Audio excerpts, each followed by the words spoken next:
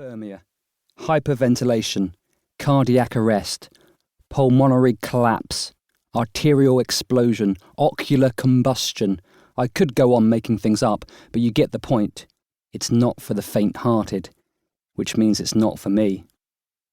It may not be for me, but it certainly is for plenty of others, which is why I'm here to investigate what floats other boats.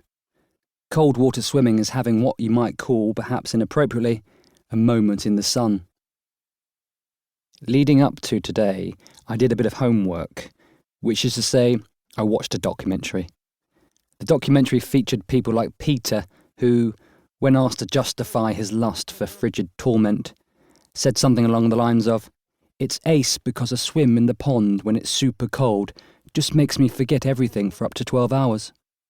Call me precious, but I don't want to forget everything for up to 12 hours. I don't think that would be helpful." Another dipper featured in the documentary, meanwhile, said that the delightful thing about swimming in the pond was its knack of making the ghosts disappear.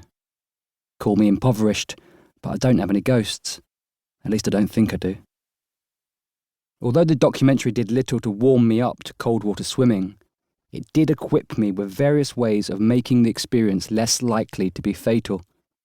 A flask of tea should be sipped slowly for 11 years upon exiting the icy depths. At least 16 layers should be put on within seconds of leaving the pond. Speed should be demonstrated immediately after leaving the water to ensure the period of time between trauma and recovery is as short as possible. And exaggeration should be employed wherever possible. When I reach the pond, there's a guy in a kiosk taking payment, which is a bit like charging someone to stub their toe. "It's my first time," I say. "Welcome," he says. "Bit nervous, actually." "You picked a special day. The water temperature is 5 degrees. Is that warm for this time of year?" No, it's cold for this time of year, which makes it special." "Exactly. Any tips?" "Know where the exits are." I've never undressed so slowly.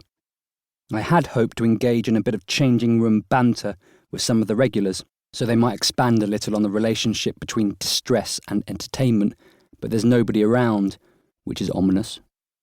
I've borrowed some aqua shoes, chiefly to avoid being barefoot on the icy stone jetty that juts into the pond, but they're several sizes too small, meaning that when I hurriedly tiptoe towards the water in my trunks, I must resemble the least aesthetically pleasing ballerina known to humankind.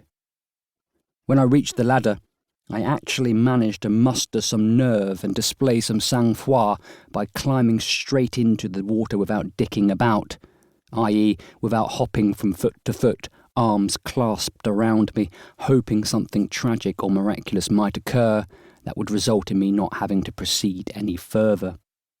In the end, it's not too bad. Granted, upon entering the water I can't breathe and inwardly swear about 42 times, but compared to the cold showers I've been taking in preparation for this moment, getting into the pond is somehow less disgustingly abrupt and shocking. I think it's because in the pond you're completely submerged, meaning the attack is spread out, rather than focused on your head or back or midriff. There's a life lesson in that, I think. I'm not saying it's nice. By no stretch of the imagination is it nice, but what I am saying is that I'm able to spend 47 seconds in the pond approximating someone doing a version of the doggy paddle without screaming wildly for assistance. On second 48, I decide that that's enough fun for one day. I return to the jetty a happy, if slightly petrified person, then run back to the changing space as fast as I can without courting disaster. I dress exceptionally quickly, which brings to mind those lines of Shakespeare regarding school children going to school sluggishly and leaving it with haste. I enjoy sipping my tea wearing every jumper I own. I might even be smiling. Relief is fun. Survival is a hoot. I reckon I could do this again.